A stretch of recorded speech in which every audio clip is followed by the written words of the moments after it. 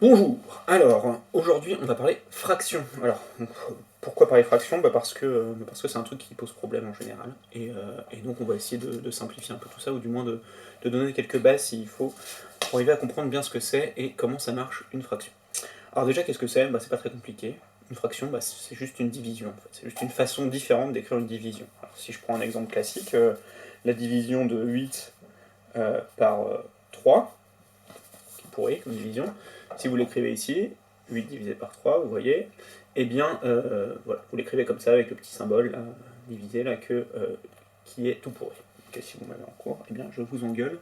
Enfin, je vous engueule pas, mais je vous râle dessus parce que je l'aime pas. Donc, en fait, une fraction, on va l'écrire comme ça, avec la petite barre fameuse de fraction, et ça veut dire exactement la même chose. 8 divisé par 3. D'accord? Jusqu'ici, pas très compliqué. Vous allez me dire juste pourquoi se prendre la tête à inventer des nouvelles façons d'écrire des divisions, déjà que les divisions c'est assez pourri comme ça. Euh, certes, on est à peu près d'accord. L'avantage des fractions, il est multiple. Euh, déjà, c'est plus facile à écrire, ou du moins plus facile à comprendre ce qu'on écrit, parce que quand on écrit des divisions avec le petit symbole, les deux points là, ou le slash, bref, au niveau de l'ordre des calculs, ça fait toujours un peu le bazar. On se retrouve avec des calculs, on ne sait pas trop dans quel sens on met les divisions, les multiplications, parce qu'elles se font en même temps, vous savez, dans des calculs. Et donc ça pose un petit peu problème. Et donc les fractions pour ça c'est utile. Et deuxième chose pour lesquelles c'est utile, c'est justement pour notre exemple de 8 divisé par 3. Là. 8 divisé par 3, c'est un nombre complètement pourri. C'est-à-dire que si j'essayais de l'écrire en nombre, eh bien, ça donnerait un truc assez moche avec des deux virgules et plein de chiffres après la virgule. Donc en gros, d'un point de vue d'utilisation de 8 divisé par 3, l'intérêt de l'écrire comme nombre à virgule est assez faible, et même dans quasiment tous les cas, complètement inintéressant. Ou alors je vais devoir faire des harmonies, etc., mais c'est pas très utile. Donc, ce que je fais, c'est que je vais le garder sous forme de division. En fait, je vais dire, je me prends pas la tête sur savoir qu'est-ce que ça veut dire, je vais dire que c'est juste le nombre 8 divisé par 3, le nombre qui correspond à cette division. C'est comme ça que je vais dire 8 tiers, par exemple, si je parle comme ça. Imaginez les tartes, les tiers, vous en mangez 8. On parlera de tartes un peu plus tard. Donc 8 tiers, je vais l'écrire comme une division, je vais le laisser en tant que division, je ne vais pas le calculer, parce que c'est pourri à calculer. Et donc, si je veux le laisser en tant que division, c'est vachement pratique de le laisser sous forme de fraction, c'est-à-dire de le laisser comme ça, 8 tiers. Alors pourquoi c'est pratique de le laisser comme ça? Parce qu'on va pouvoir faire des calculs avec ces fractions, on va pouvoir les prendre non pas comme des opérations, comme la division de 8 par 3, mais comme le nombre 8 tiers, 8 divisé par 3. Et ça va être vraiment utile. Alors, je suis d'accord qu'au début, ça paraît pas utile, parce qu'au début, vous vous dites, ah, c'est juste pour rajouter des trucs à faire, c'est juste pour compliquer les calculs, mais en fait, comme toujours en maths, c'est un peu de complexité au départ, pour beaucoup plus de simplification à la fin, et c'est l'idée que si vous êtes vraiment un vrai flemmard, comme moi, eh bien, en faisant un petit peu d'effort au début pour comprendre comment fonctionne un truc en maths, et bien après, ça va vous simplifier la vie pour le reste des calculs que vous allez faire en maths pour toujours, et ça va être du temps gagné et des efforts en moins à fournir plus tard, ce qui est vachement bien quand on n'aime pas faire des efforts, encore une fois, comme moi. Donc, ça c'est une fraction. Alors, il y a des petits noms dans les trucs, il y a un peu de nomenclature, enfin bref, du vocabulaire pour expliquer ce que c'est, le nombre qui est au-dessus, le nombre qui est en dessous. Le nombre qui est au-dessus, il s'appelle le numérateur, et le nombre qui est en dessous, c'est le dénominateur. Alors je l'écris, mais vous n'allez pas voir parce que c'est écrit trop petit, voilà, puis en plus c'est écrit n'importe comment super mal, voilà, numérateur, dénominateur. Ces noms, c'est des noms historiques, hein, c'est des noms qui ont du sens si vous intéressez au maths, mais pour nous, c'est pas forcément le plus intéressant. C'est intéressant plus tard, hein, mais pour l'instant, c'est pas le plus intéressant. Il faut essayer de comprendre qu'est-ce que ça veut dire, en fait. Alors, c'est toujours la même chose, une division, hein, j'ai un certain nombre de trucs, et je le coupe en parts égales, un certain nombre de parts qui font toutes la même taille. Donc, quand je prends 8 divisé par 3, ça veut dire que j'ai 8 quelque chose, et que j'en fais des parts de 3. Enfin, que j'en fais pas des parts de 3, ça veut rien dire ce que je viens de dire, que j'en fais 3 parts égales. Je divise mon truc en 3 parts égales. C'est ça que ça veut dire, c'est comme ça que normalement vous avez appris la division. Donc il y a plein de façons de voir ce genre de choses. Ça veut. Donc dans ce cas-là, le numérateur c'est le nombre de trucs que je joue au début, et le dénominateur c'est le nombre de parts que j'en fais à la fin. Okay, et toutes mes parts doivent faire la même taille, c'est le principe de la division. On verra qu'en fait il y a plusieurs façons de voir ça, qu'on pourrait voir ça donc, encore une fois avec des tartes ou des gâteaux, ce genre de choses, en voyant que 8 tiers c'est 8 fois 1 tiers d'un gâteau. Donc, si je prenais une tarte, que je la coupe en 3, c'est ça, faire des tiers coupés en 3, eh bien, je vais faire un dessin avec une tarte coupée en 3, voilà, hop, super tarte coupée en 3, ok, si je prends une part, on va dire qu'elles sont égales, Si je prends une part, et ben ça, une part, c'est un tiers. Ok. Et si je prends 8 fois un tiers, et ben je me retrouve avec 8 tiers. Dit comme ça, c'est peut-être un peu plus simple, et surtout qu'on a l'impression d'oublier un peu la division, on n'est pas en train de faire des parts égales, ce genre de choses, et ça marche quand même. D'accord? Bon, on verra tous les intérêts des divisions, etc. Alors, ce qu'il faut comprendre avec toutes les divisions et les fractions de manière générale, c'est que, vu que c'est une manière avec un peu plus compliquée d'écrire un nombre, alors on se rappelle, ce nombre c'est 2, virgule et des brouettes, vu que c'est une façon un peu plus compliquée d'écrire ce nombre-là, en fait, il y a plusieurs manières de l'écrire. Et c'est ce qu'on va essayer de voir tout de suite, c'est qu'une fraction, plusieurs fractions qui ont l'air différentes, avec des nombres différents, peuvent en fait vouloir dire la même chose. Et pour ça, on va laisser de côté notre exemple de 8 tiers, et on va prendre un exemple un peu plus sensé, on va prendre l'exemple de 1 demi. Voilà. 1 demi, qu'est-ce que ça veut dire 1 demi 1 demi, ça veut dire 0,5, ça veut dire surtout la moitié de quelque chose. Si vous êtes à McDo, que vous achetez un Big Mac et que vous prenez un demi-Big Mac, et que vous partagez l'autre demi-Big Mac avec votre pote, eh bien vous avez chacun mangé la moitié du Big Mac. Jusqu'ici, ça paraît logique. Maintenant, si, imaginons, vous prenez un gâteau, pareil, ou un Big Mac, bon, c'est plus difficile de couper un Big Mac en 4, donc on va prendre un gâteau. On prend un gâteau, on découpe en 4. Voilà, super. On a, donc, du coup, 4 fois un quart de gâteau. Okay. Et maintenant, bon, on est sérieux, tranquille, vous êtes toujours avec votre pote, vous partagez votre gâteau, et là, chacun vous prenez une part de gâteau, donc un quart de gâteau, vous êtes très content. Vous avez chacun mangé une part de gâteau, un quart de gâteau. En tout, vous avez mangé combien de gâteaux? Eh bien, vous avez mangé la moitié du gâteau. Ça paraît logique, c'est pour être 2 fois un quart du gâteau. Hein. Ça fait bien la moitié. Donc, en ayant mangé la moitié du gâteau, eh bien, vous avez mangé en fait 2 quarts du gâteau. Donc, si on réfléchit bien, d'un point de vue gâteauien, 2 quarts, c'est la même chose que 1 demi. Okay, manger la moitié d'un gâteau, c'est la même chose que manger 2 fois un quart du gâteau. Vous mangez tout seul ou avec un de vos amis. Donc ces deux fractions veulent dire la même chose, ça veut dire la moitié, dans les deux cas. Mais on les écrit de manière différente. Il y aurait plein de manières d'écrire ces fractions de manière différente. Je pourrais faire la même chose en prenant 3 sixièmes du gâteau. Je coupe le gâteau en 6, j'en mange 3 parts de 1 sixième, et ça me fait, encore une fois, j'ai mangé la moitié du gâteau. Je pourrais faire pareil si je le coupe en 20, pareil si je le coupe en 40. Bref, il y a un nombre de façons d'écrire la moitié en fraction qui est infini. Okay, on peut l'écrire avec plein de nombres complets. Mais ça veut dire à chaque fois la même chose. Okay, et c'est là qu'on va parler de ce qu'on appelle de simplifier des fractions, de réduire des fractions. C'est l'idée que pourquoi se prendre la tête à écrire de 15 000 façons différentes la même chose, alors qu'on pourrait l'écrire toujours de la manière la plus simple possible. Alors, quand on dit simple, ça veut dire avec les nombres les plus petits possibles. On ne peut pas le réduire plus que ça. Donc c'est l'idée qu'au lieu d'écrire 2 quarts, on va écrire un demi, parce que c'est plus logique. Qu'au lieu d'écrire 20 dixièmes, on va écrire 2. Okay, qu'au lieu d'écrire 16 sixièmes, on va écrire 8 tiers, comme l'exemple de tout à l'heure. Donc, ça veut dire quoi réduire une fraction? Ça veut dire en fait se débrouiller pour voir ce que je peux enlever dans les nombres. Alors c'est un peu dit avec les mains, c'est pas forcément hyper mathématique, mais c'est pas très grave pour nous, parce que l'important c'est de savoir l'utiliser pour l'instant, pour pas qu'on soit perdu à chaque fois qu'on a des fractions. Donc qu'est-ce que ça veut dire? Si je prends un exemple, l'exemple que j'ai pris avant, si je prends l'exemple de 10 vingtième, c'est pas l'exemple que j'ai pris avant, mais ça va, vous allez voir pourquoi c'est l'exemple que j'ai pris avant. J'ai écrit 10 vingtième. Alors 10 vingtième, c'est un peu pourri. Qu'est-ce que ça veut dire? On sait pas trop. Alors si on réfléchit un petit peu, on se rendra peut-être compte qu'en fait ça veut dire la moitié, encore une fois.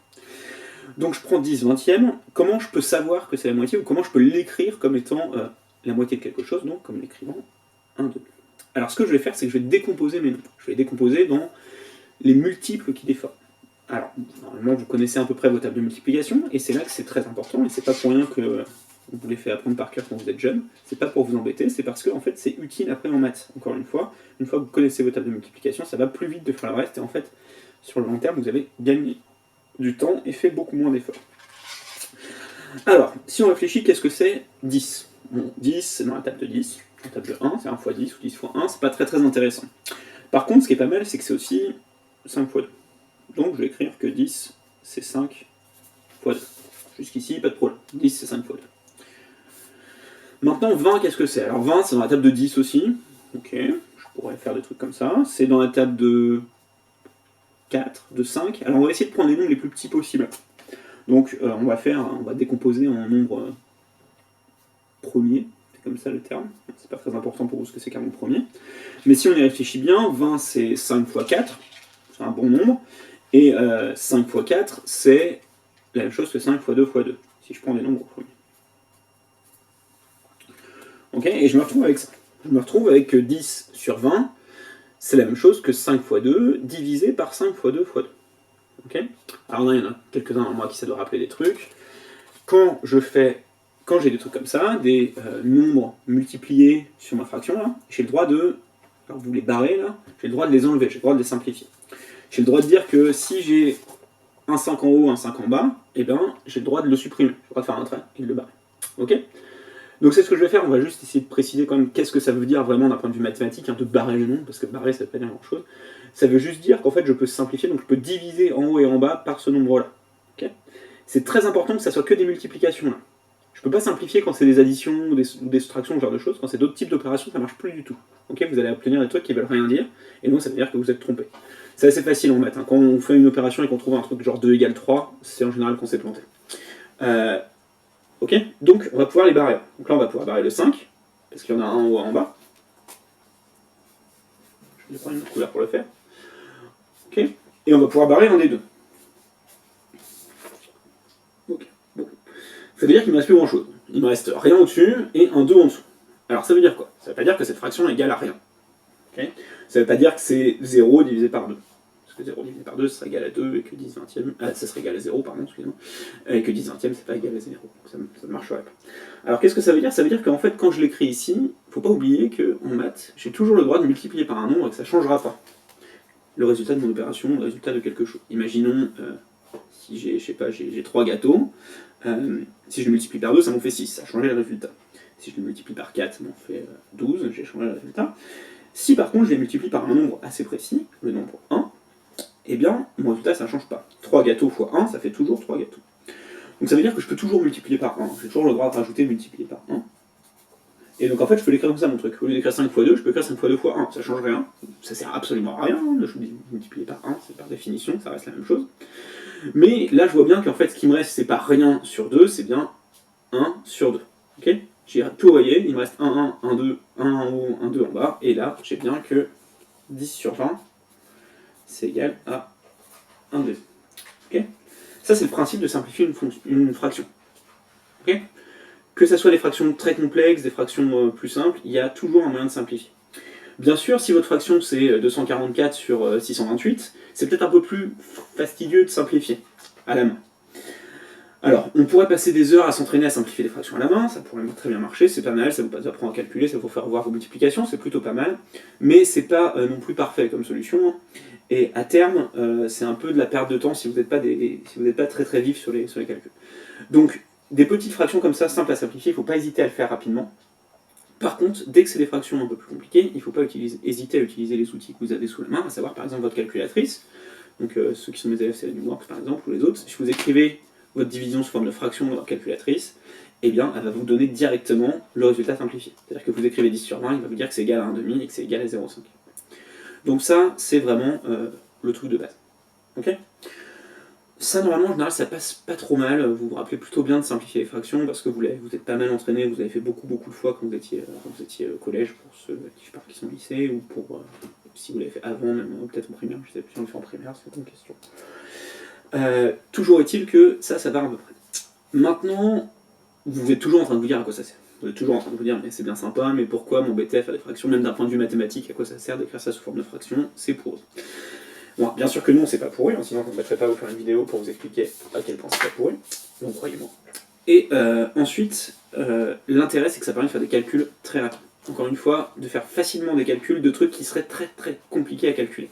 Si on prend l'exemple de 8 tiers tout à l'heure, les tiers c'est pourri. Les tiers ça donne jamais des nombres exacts, ça donne toujours des virgules 3,3, des virgules 6,6,6, enfin bref, c'est des choses un peu nazes. Et donc du coup, on se retrouve avec nos nombres qui sont trop chiants à calculer, on est obligé de pas trop embêtant à calculer, on est obligé de faire des approximations toujours à l'arrache, et ça donne des résultats un peu miteux à la fin. Donc du coup, on utilise les fractions pour faire des calculs. Alors, si on voit nos fractions comme des nombres, au final, on peut juste faire les mêmes opérations qu'on fait avec les nombres.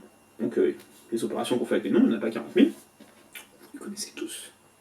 Il y a l'addition, la soustraction, la multiplication, et bien sûr la division. Alors ouais, vous allez me dire, c'est bizarre, c'est des divisions et on va diviser des divisions. Ouais, pas de problème. on fait ce genre de choses, ça va, ça passe bien, on s'en prend. C'est même une des plus faciles à faire. Ok. Donc l'idée c'est qu'il va y avoir des règles là qu'il va falloir quand même retenir, ou du moins qu'il va falloir s'entraîner pour que ça rentre un peu dans la tête pour arriver à ne pas se tromper. Parce que c'est très facile de se planter. Alors, pour deux raisons en général on se plante parce qu'on aimerait bien que ça soit facile, et ensuite on se plante parce qu'on ne comprend pas vraiment ce que ça veut dire. Et c'est là tout le problème. Alors on va commencer par un exemple simple, on va commencer par l'addition. Ok. Additionner deux fractions, qu'est-ce que ça veut dire? C'est additionner deux divisions, c'est un peu bizarre. Alors, dans certains cas, je peux juste écrire le résultat et additionner le résultat, ça marche. Mais quand je suis sous forme de fractions et que c'est des fractions qu'on ne peut pas réduire et qui n'ont pas trop d'intérêt à être écrites à la main, il faut bien que je réfléchisse à ce que ça veut dire. Alors, on va prendre un exemple classique, on va ajouter des tiers, parce que les tiers c'est pourri. Donc, on va ajouter le 8 tiers de tout à l'heure avec. Qu'est-ce qu'on va prendre? On va pas prendre des tiers en deuxième, on va prendre des. Non, on va prendre des tiers. Ajouter 2 tiers. Donc, on a 8 tiers plus 2 tiers. Ok. On est pas mal, qu'est-ce que ça veut dire 8 tiers plus 2 tiers? Alors là, si on réfléchit un peu pas trop et qu'on y va tout de suite, on peut se dire 8 plus 2 ça fait 10, 3 plus 3 ça fait 6, donc on se retrouve avec 10 sixièmes. Ok, pourquoi pas, hein, ça pourrait être ça. Si on ne réfléchit pas à ce que ça veut dire la division, on pourrait se retrouver avec ça comme résultat, avec 8 tiers comme résultat, et on serait genre très plein de joie, et enfin, 10 sixièmes comme résultat, et on serait très plein de joie.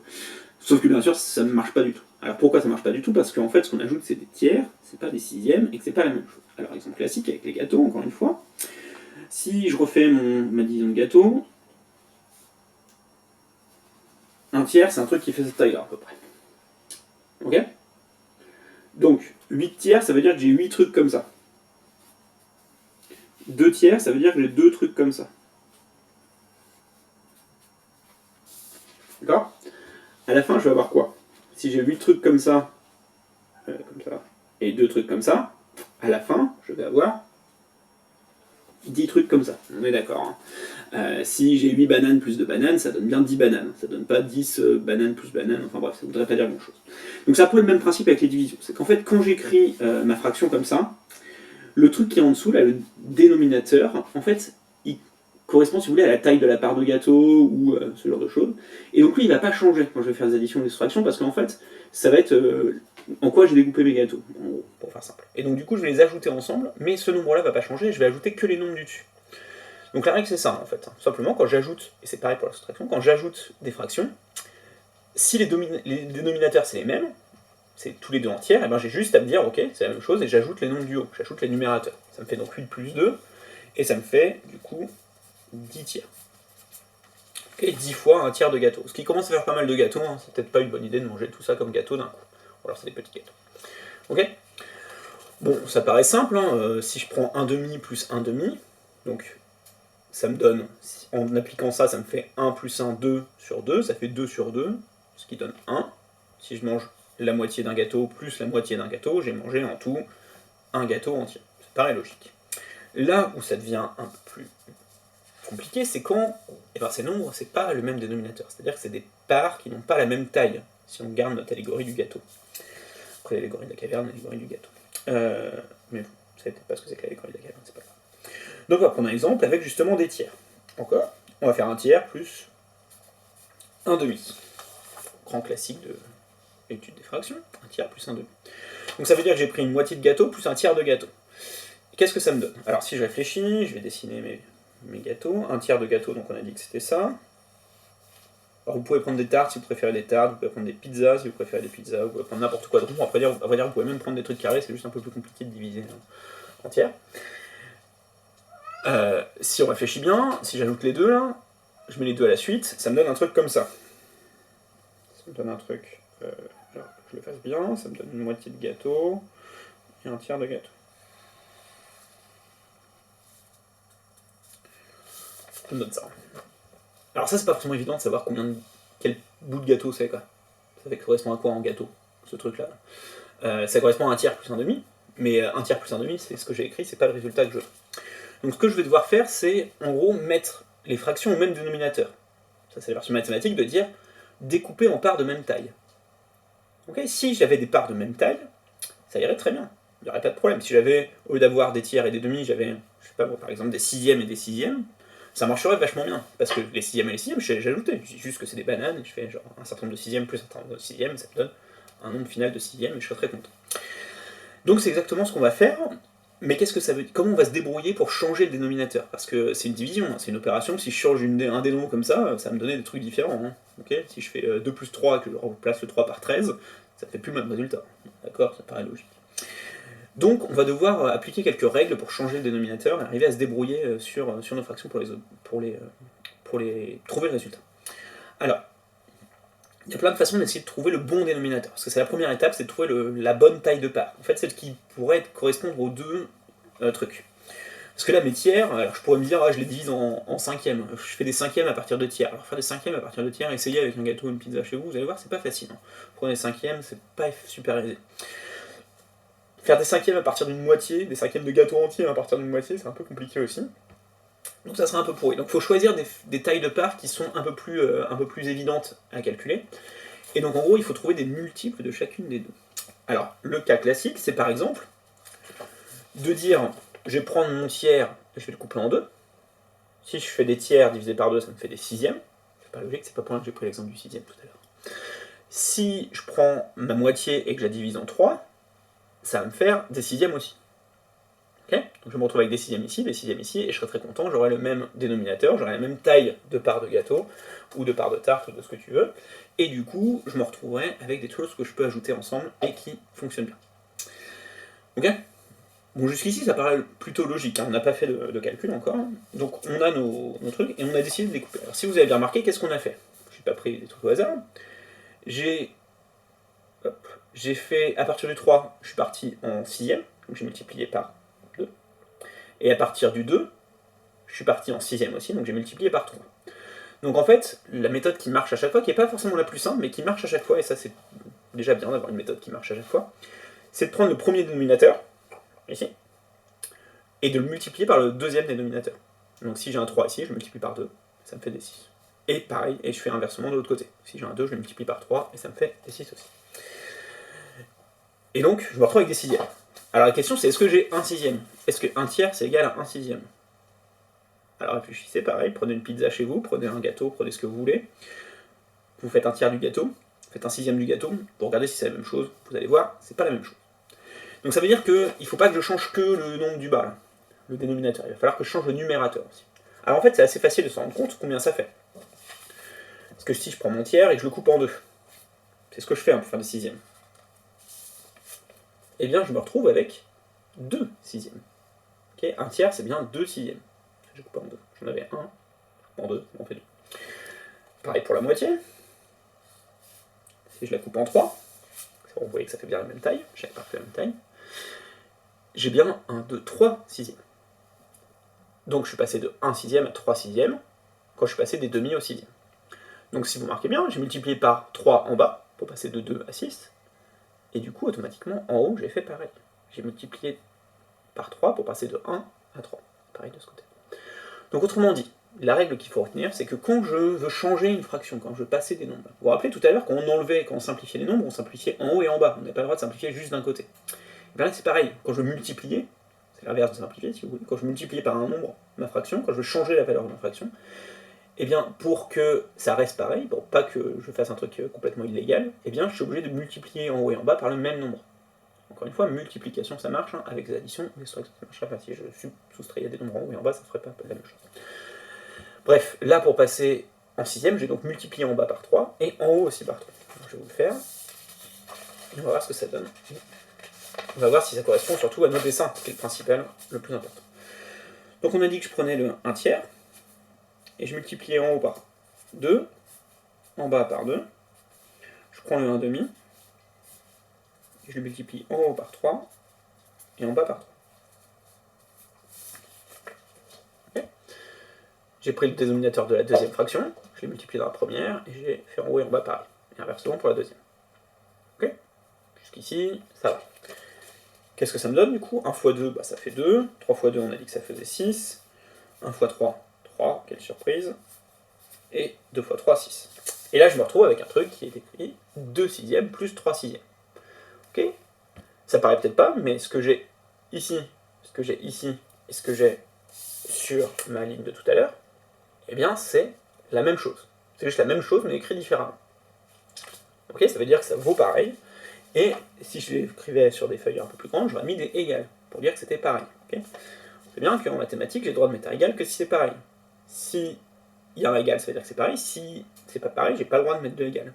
Okay, donc là, c'est vraiment bien pareil.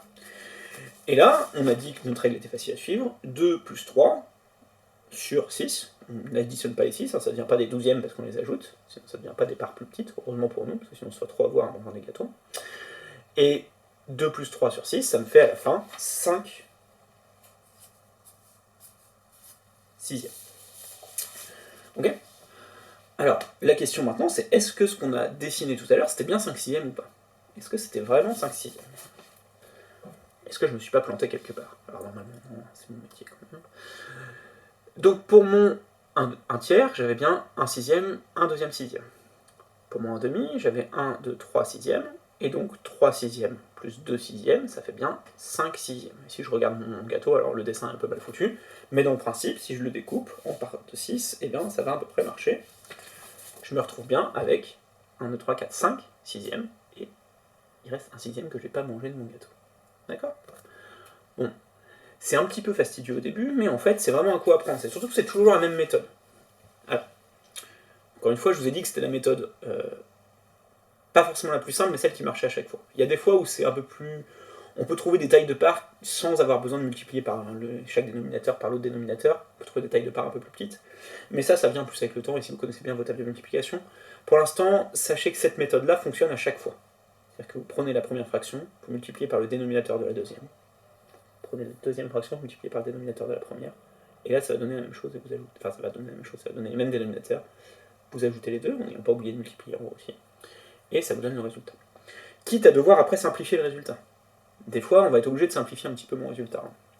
Si je fais des trucs plus compliqués. Là, ça va, en 5 sixième, je ne peux pas l'écrire de manière plus simplifiée, parce que 5, c'est juste 5 fois 1.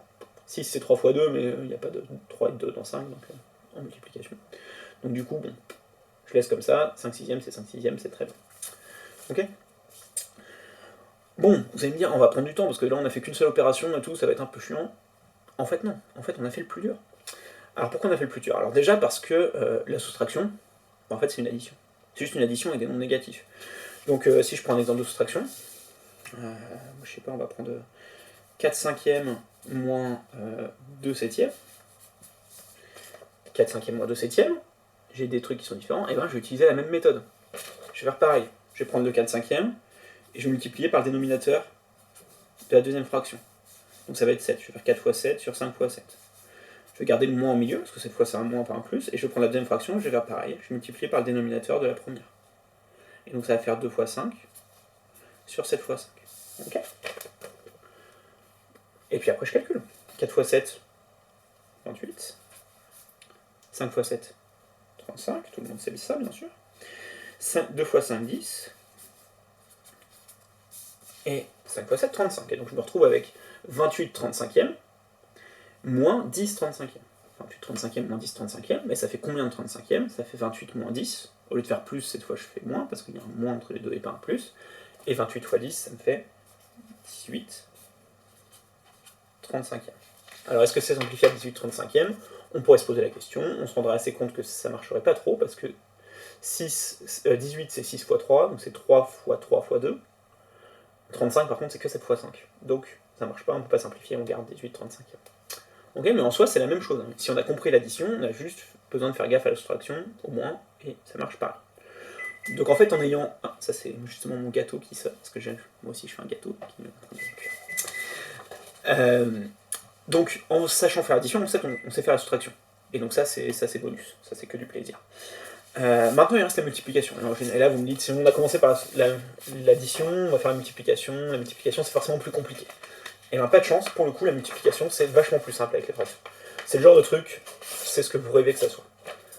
C'est ce que vous imaginez que l'addition allait être. En fait c'est vachement plus simple. Si j'ai une multiplication, j'ai juste besoin de multiplier les numérateurs entre eux et les dénominateurs entre eux. Ça c'est très facile. Si je fais 1 septième fois 3 quarts, exemple tout pourri, 1 septième sur 3 quarts, fois 3 quarts, et bien qu'est-ce que c'est ? C'est juste 1 fois 3, pardon, 1 fois 3, et 7 fois 4. Donc, je prends une seule barre de fraction, je fais 1 fois 3, je fais 7 fois 4, et ça me donne 3 sur 28. C'était le gâteau qui sortait du four. Le petit geste, le petit bruit, mais c'est pas très grave. Donc ça fait 3 sur 28, c'est génial, on est super content, c'est super facile. Problème de calcul, juste savoir faire des multiplications et pas mélanger les trucs. Donc la multiplication des fractions, c'est le truc le plus cool du monde. Alors, qu'est-ce que ça veut dire maintenant dans la vie de tous les jours? Là, ça devient un peu plus compliqué, parce que là, on est quand même à un truc qui est assez mathématique. Qu'est-ce que ça veut dire de multiplier deux fractions ensemble? Alors, en gros, ça veut dire, pour faire simple, ça veut dire de prendre un certain nombre de fois le premier paquet, la première fraction qu'on a, et ensuite redécouper tout ça en parts égales. Refaire des petites parts plus petites encore. Donc c'est ça que ça veut dire. C'est-à-dire que le fait que je multiplie en haut par 3, ça veut dire que je vais prendre 3 fois le premier truc. Si j'avais un septième au début, je vais prendre 3 septièmes. Et ensuite, ces 3 septièmes, ben, je vais les redécouper en 4. Chaque septième, je vais les découper en 4. Donc ça va me faire des parts qui sont 4 fois plus petites, donc j'en aurai 4 fois plus. D'accord? C'est pour ça que 28, c'est plus grand que 7. C'est-à-dire qu'au lieu d'avoir des parts, 7 parts, je vais en avoir 28. Okay, ou des parts de la taille d'un septième, je vais avoir des parts de la taille d'un 28e. Donc c'est ça que ça veut dire. Alors ça, c'est là où on se retrouve à ce que c'est du sens un peu bizarrement, mais... Alors j'attends que ça fasse le point, parce que là c'est... La caméra me perd, ça monte, tu t'en sors, petite caméra? Non? Allez.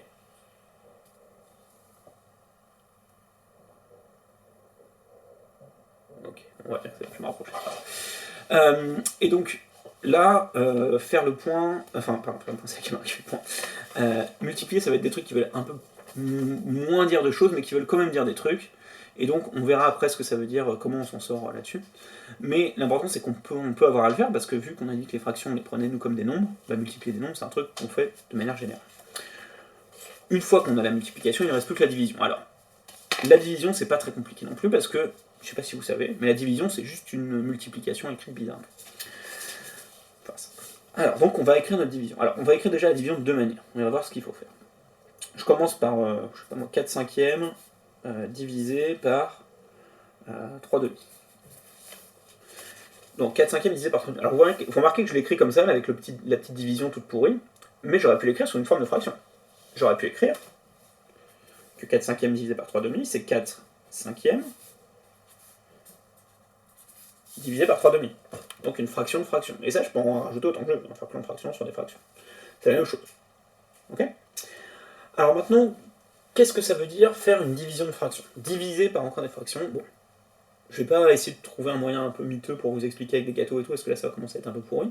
Mais l'important c'est que c'est toujours la même chose, et c'est en fait assez facile, puisque la division, dans ce sens-là, c'est une multiplication. En fait, diviser par quelque chose, c'est multiplier par en maths ce qu'on appelle l'inverse de quelque chose. Alors l'inverse d'un nombre, peut-être que vous savez, c'est 1 sur le nombre, mais ce qui est sûr, c'est que l'inverse d'une fraction, ça paraît logique, c'est juste inverser les deux trucs. Inverser le numérateur et le dénominateur. C'est-à-dire que si j'ai 3 sur 4, l'inverse de 3 sur 4, bah, ça sera 4 sur 3. Donc faire une division de fraction, en fait, c'est multiplier par l'inverse de celle par laquelle je divise. Donc si j'ai 4 cinquièmes divisé par 3 sur 2, eh bien, j'ai juste à faire 4 cinquièmes fois l'inverse de 3 demi, donc fois 2 tiers.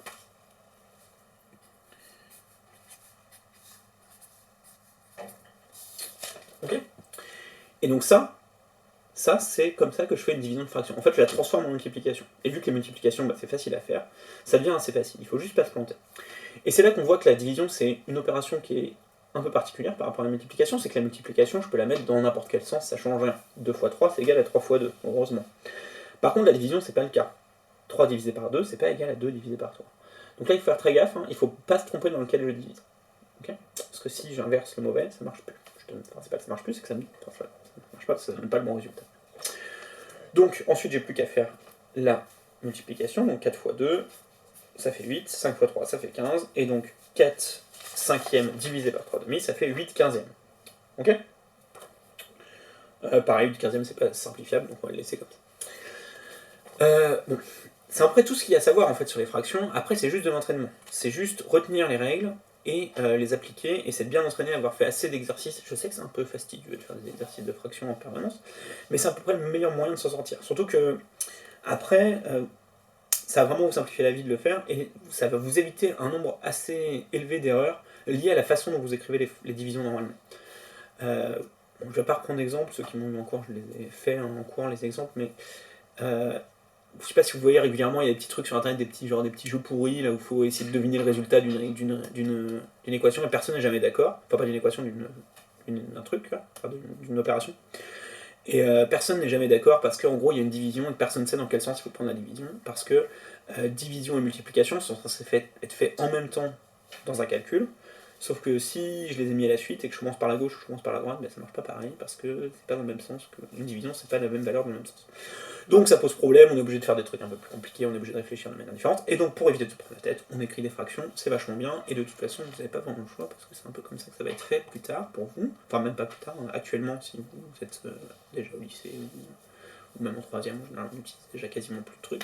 Et si vous avez des profs de maths comme moi, eh bien je vais vous embêter pour pas que vous écriviez ce symbole là qui est tout pourri, j'arrive pas à trouver, voilà, qui est tout pourri, d'accord? Je veux pas de symbole, moi je veux des fractions, parce que les fractions c'est mieux.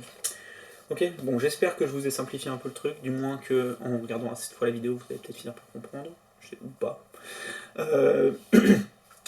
Je vais vous mettre, pour mes élèves, je vais vous donner des petits exercices d'application que vous pouvez faire pour vous entraîner si vous voulez, pour calculer les fractions, voilà, pour vous faire plaisir.